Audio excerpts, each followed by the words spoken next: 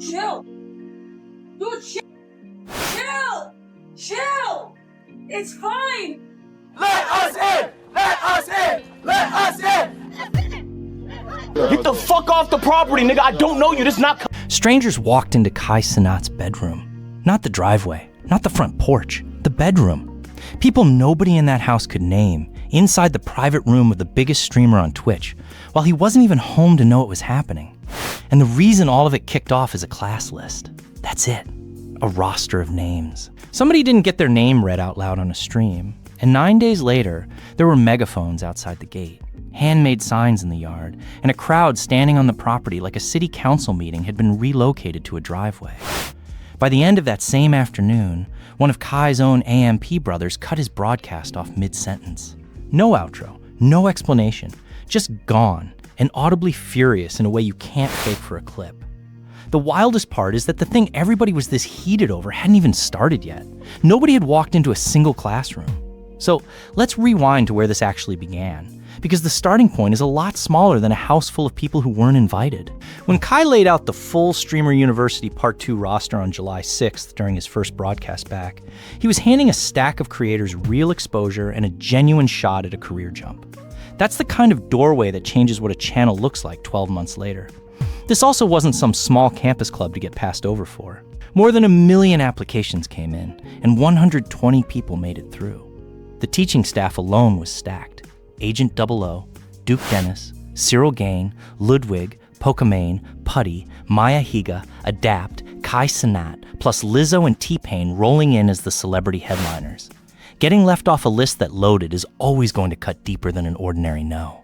Even so, announcing that you're retiring from streaming altogether to become a full-time rapper? Black, I'm short, I'm petite, and then it's like, the one I thought I had love for cheated on me, and then it's like, I don't get accepted to university. This was my last stream, because I'm going to be pursuing my dreams to being a full-time. Because a list didn't include, your name is not what normal disappointment looks like. That's a career pivot triggered by a spreadsheet. And Rakai wasn't the only one who took it straight to the chest. The take online was that it wasn't that deep, that nobody was actually treating a class roster like a life event. Then the reactions started rolling in, and it turned out these creators were treating it exactly like a life event. Chill. Dude, chill. Chill. It's fine. It's fine. There's something better out there for you. There must be something. He must be planning something, or it might just like... Planning what? This might not be your destiny. Well, You might have a better destiny. It's not that big of a deal. It's that big of a deal to me. It's that big of a deal to me. It's my life. It's my career. It's my dreams. It's everything. How can I... In some cases, with the emotional range of a wedding that got called off, because to them, it wasn't a list. It was proof they belonged and a shot at getting discovered by an audience that hadn't found them yet. The group everybody assumed was already inked in was the Clover Rakai, Tylil James, Dez and Punga.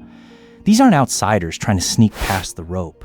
These are names sitting deep inside Kai's own circle, close enough that getting cut looked less like a decision and more like a clerical error. Rakai in particular isn't some hopeful firing off an application and praying. He's 17. He blew up at the first Streamer University, and he turned that single moment into 2.4 million followers and around 40,000 viewers a broadcast. If anybody in that group looked like a guaranteed return invitation, it was him, which makes writing this whole reaction off as pure overreaction a lot harder than it sounds. But that cuts both ways, because this isn't a batch of first-timers who haven't learned the etiquette yet. Every one of them already walked through Streamer University once. They already banked the audience and the clout that came with that access. Wanting back inside that badly after you've already collected the payout from round one is a different flavor of entitled than a newcomer getting overexcited. There's also a real difference between scrolling a list after the fact and sitting through a multi-hour broadcast waiting on your own name. You're watching it happen live, refreshing your own hope in real time, and looking away isn't really an option once you've committed to the wait. So when that 5-hour stream on July 6th wrapped up and not one of their names had come out of his mouth, that's the exact moment the fuse got lit. We're not in there, Kai. Say what you think will play with us. We got him to block. If you think you would make a good class president, I want to see your presidential... You mean the viewers not gonna know? Go IRL! Or no? we out, come on. We out. Nah, some gotta get it. I'm jumping. It's a mystery. Selective. I hate selective. I love selective, bro. A mystery? No. Survive, bro. And he waited to the end to say that, though. A mystery? Out, biting their nails, puffing. Nobody in that position gets to be quietly disappointed off camera either. It's an instant public reaction with an audience watching the face it lands on, and that set up everything that came next. 2 days later, on July 8th, the Glover boys took the issue straight to Kai's house. There's like 6 thugs outside the house that's coming up the driveway as we speak. There's like a couple. There's a couple thugs outside. Please make sure these thugs do not step foot on the property. Please, thank you, security. I got you. Thank you, security. Please make sure it is breached. Open this game real quick. Why not? He won't not let me let No, he just No. I can touch you, bro. Don't jump over the gate, bro. Yo, man, you're telling me a bullet, bro. Why y'all just Who accepted? Nobody got. We didn't get accepted. He said if you don't get accepted, come and get a clip. We ain't get nothing. Look, that's why we coming over. He said we're good. I swear to God, bro. Y'all better go ahead and call cops, bro. They said we're good. Listen, man, he said Go ahead and call the cops, bro. He said we're literally good. It don't matter. No, he did not say that. Call the cops, bro. No, I'm ignoring this, okay? I don't know what they're doing. I don't know what they're planning on doing. They gotta turn around and go home, though. Come on, let's have some respect for the class of 2026, shall we? No, actually, chat. Day one was harmless. Kai knew every single face standing outside. He grabbed a toy prop and played along, got his clip, then sent them home. Everybody involved already knew each other. Kai was standing right there, agreeing to the bit while it happened, and it read like exactly what it was. Friends running a joke that everyone in frame had signed off on. He even asked them, out loud, to show some respect for the incoming class while he was out there. In hindsight, that request had roughly the shelf life of milk in a hot car, because the next day, July 9th, the same group came back, only this time Kai wasn't at the house at all, which you'd think would be the obvious cue to let it breathe for 24 hours. It gets worse, though, because they didn't roll up by themselves. Megaphones, signs, a full group that included people nobody in AMP recognized. Dude, chat, I'm gonna be so honest. Oh, y'all listen to me. Stop fucking. I'm not calling nobody. I'm not calling no fucking body. Chat, I'm so fucking mad. It's like, bro, chat, I'm not gonna lie. I'm gonna go protest. I can't just sit back and bro, stream diversity. That's peak. Let us in! Let us in! Let us in! Let us in! Wait, oh my God, let's write our names on it. Oh shit, I seen it. Oh my God, let's erase. Who you think we can erase? Oh gosh, right now. It's right there. Wait, let's erase Raymond Mom. Nah, that's obvious. I'm so scared. Okay, you can show that right there. Go to the board, bro. Okay, I'm gonna go touch it real quick. Come back. He's probably in there. He got motion sensor when you walk in. He said the alarms. This had stopped being a callback to yesterday's joke. It was bigger, it was organized, and it was aimed at a house where the one person who'd agreed to any of it wasn't around to agree a second time. A crowd of unfamiliar faces outside somebody's home with megaphones is already a problem on its own. What pushed it over the edge was who went further than the sidewalk, not the strangers chanting out by the gate. People from Kai's own circle, the same friends who'd been standing there the day before, walked straight into his actual bedroom while he wasn't to say a word about it. The only AMP member in that house when the whole parade arrived was Agent 00. Texas are coming to the gate. Yo, y'all wanna walk? I ain't gonna lie, this ain't a regular hill. It's not a regular hill. Chat, we gotta walk this shit, chat. Yeah, I'm not gonna lie, bro. I'm gonna get hate farmed if I do what I'm thinking, bro.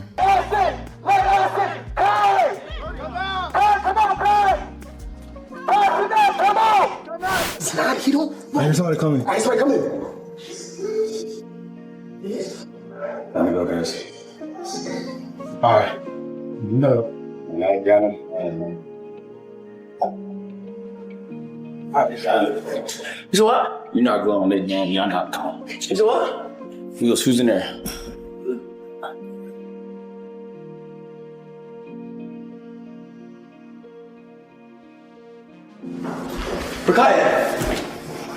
I'm trying not to do the thing that's in my head right now, so let's get you out of here. What thing? Let's get you. So somebody, at some point, let a group of people through a door that should have stayed shut. And that's the detail that flips this from an awkward upload into an actual liability. Noise outside your house is one thing. Friends walking into your bedroom while you're not there to approve it is a completely different category of problem. At that point, it isn't a prank. It's people helping themselves to your personal space without your consent. And familiar faces don't change that math one bit. Agent has a track record of being the one who actually says something when a bit runs past the line. He did the same thing at last year's Streamer University after he caught creators inside his room and let the entire internet hear about it. Stop making that fucking noise. Oh, stop. On someone's fucking property. I don't know you niggas. I don't know y'all. Shit, you're not funny. Get the fuck out of here. Who are these people? Who are they? Let us in. Let us in. Let us in. Let us in. Let us in. Y'all know this? Let us in. Let us in. Let us in. Stop. Right now, am I going to jail? No, I gotta go, bro. For real. Get the fuck off the property, nigga. I don't know you. This is not content. This is our fucking house. Get out. Ah, damn, this shit all fun and games. Get out. I don't know you, gang. Who is this nigga? Does anybody know his fucking name? I don't know you, gang. I got casted. Leave my fucking property. Stop. It's not content. Get out, bro. I'm tight. Y'all niggas came to my house. Were you invited? I would not come to your house uninvited, making noise, making a storm. If you want to get invited, text the nigga. You know the nigga, bro. Y'all best friends with the nigga. I don't know these niggas. They should not be outside my fucking house making noise. It's that simple, bro. I'm boiling because I don't want to do the things in my brain because that'd be fucked up. Wait, what are the things in your brain? Get out. That's exactly the kind of person some of these streamers need in the building, because content stays content right up until somebody crosses a line, and then it stops being funny and turns into a confrontation. This time was no different, and you can hear it. He isn't performing for chat. He isn't laughing between sentences to keep the mood light. He's mid-reaction to a completely unrelated video when a group of people he's now never met walks through his own house, and by the end of it, he shuts the broadcast down entirely. No outro, no wrap-up, just gone. Nobody ends a stream like that over a joke they thought was funny. Tylil's explanation afterward gives some genuine context for how heavy this landed on him, and it clearly goes past wanting a video out of the day. He texted Kai directly, brought up years of history between them, and got single emoji reactions back instead of an actual answer. I'm really not going, like, bro, and stop fucking telling, it's not all right. Why do you think it's okay? It's not okay. It's not okay. Don't let it discourage you, and did. Don't let it make you sad, and did. Stop telling like that, like speak for your fucking self. Stop speaking for me. Don't speak for me. I got a mind and a mouth of my own. Don't speak for me. The fuck is you talking about? Speak for yourself. I wanted to be in there. And yes, I am mad. Yes, I am frustrated. Yes, I was emotional. Yes, I didn't go to sleep. Yes, I pulled every card in the book. I pulled every card in the book. I called Mama Cenat. I called Kai Cenat. I called Devontae. And I took Kai down memory lane. I had to actually delete me his conversations. I text Kai about 4 story times. I said, damn, Kai, remember the time we was going to CT and you ain't know how to drive and I let you drive my car around the block like 4 times, you stopped at Domino's? I said, Kai, remember the time I was sleeping on your couch? I'm hearing mice running through the closet, mice in your AC, heavily infested crib. I'm hearing mice everywhere, and I was there. And guess what that nigga did to every message I sent him, Chad?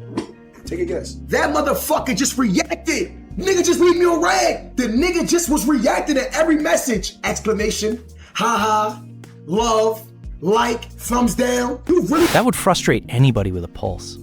It explains the emotion under all of this. The sleepless night, the phone calls to anyone who might have some pull, getting a laughing emoji back after you've laid out. Years of real friendship is the kind of brush off that stings no matter the situation. What it doesn't explain is showing up at that same friend's house the next day with a crowd he's never met. Feeling dismissed by a friend and deciding to escalate with total strangers are 2 entirely separate decisions, and only one of them is defensible. That's really where the whole thing tips over. Being upset about missing out on something big is completely fair. Pulling up to a friend's house once with people who already know each other for a quick bit everyone's in on is also completely fair. Where it gets hard to defend is hauling a group of outsiders onto somebody else's property while the person who lives there isn't even home to agree to it. Strip the cameras out of the picture, and that's just showing up somewhere you weren't invited and hoping the footage makes it acceptable. With the new Streamer University class only just getting started, and plenty more people about to find out whether their name made the cut, this is almost certainly not the last time that exact line gets tested. So here's the honest question. When missing a list ends with people walking uninvited into somebody's bedroom, is that still creators chasing content for a laugh? Or is that the precise brand of entitlement this whole group keeps getting accused of?